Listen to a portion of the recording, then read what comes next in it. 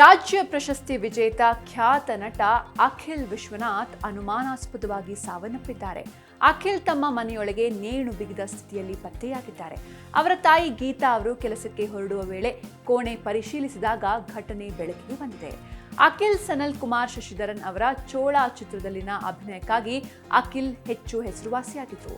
ಅಲ್ಲಿ ಅವರು ಪ್ರೇಮಿಯ ಪಾತ್ರದಲ್ಲಿ ನಟಿಸಿದ್ರು. ಅವರು ಆಪರೇಷನ್ ಜಾವಾ ಸೇರಿದಂತೆ ಚಿತ್ರಗಳಲ್ಲಿಯೂ ನಟಿಸಿದ್ರು. ಚೋಳ ಚಿತ್ರದ ಮೂಲಕ ವ್ಯಾಪಕವಾಗಿ ಗಮನ ಸೆಳೆದಿದ್ರು. ಇದು 2019ರಲ್ಲಿ ರಾಜ್ಯ ಚಲನಚಿತ್ರ ಪ್ರಶಸ್ತಿಯನ್ನು ಸಹ ಗೆದ್ದಿತ್ತು. ಅಖಿಲ್ ಕೊಟ್ಟಾಲಿಯ ಮೊಬೈಲ್ ಫೋನ್ ಅಂಗಡಿಯಲ್ಲಿ ಕೆಲಸ ಮಾಡ್ತಾ ಇದ್ರು. ಇತ್ತೀಚೆಗೆ ಕೆಲಸಕ್ಕೆ ಹೋಗೋದನ್ನು ಕೂಡ ನಿಲ್ಲಿಸಿದ್ರು. ಅಖಿಲ್ ತಂದೆ ವಿಶ್ವನಾಥನ್ ಬೈಕ್ ಅಪಘಾತದಲ್ಲಿ ಗಂಭೀರ ಗಾಯಗೊಂಡ ನಂತರ ಪ್ರಸ್ತುತ ಚಿಕಿತ್ಸೆ ಪಡೀತಾ ಇದ್ದಾರೆ. ಅಖಿಲ್ ಮನೆಗೆ ಪೊಲೀಸರು ಭೇಟಿ ನೀಡಿ ಪರಿಶೀಲನೆ ನಡೆಸಿದ್ದಾರೆ. ವಿವಿಧ ಆಯಾಮಗಳಲ್ಲಿ ತನಿಖೆ ನಡೆದಿದೆ. ಅಖಿಲ್ ಮಾನಸಿಕವಾಗಿ ಸಾಕಷ್ಟು ನೊಂದಿದ್ರು ಎನ್ನಲಾಗಿದ್ದು, chat history, mobile call history ಪರಿಶೀಲನೆ ನಡೆಸಲಾಗ್ತಾ ಇದೆ.